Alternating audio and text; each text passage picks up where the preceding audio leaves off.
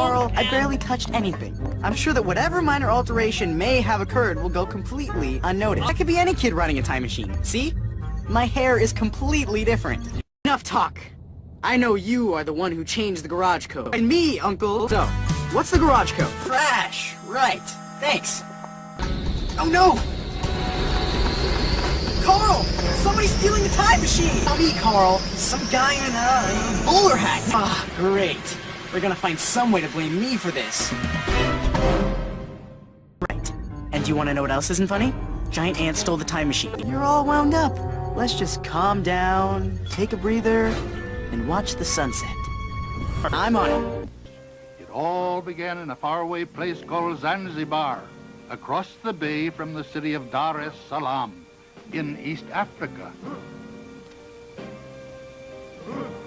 This is Zanzibar before the trouble started, a lazy island in the tropical Indian Ocean.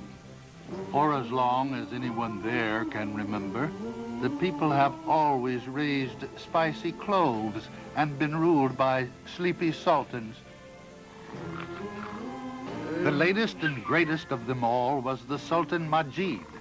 The Sultan enjoyed his power because he truly cared for his people. He kept them busy and prosperous by building the biggest clove industry in the whole world. The harbor at Zanzibar was not very deep, so ships had to anchor far offshore.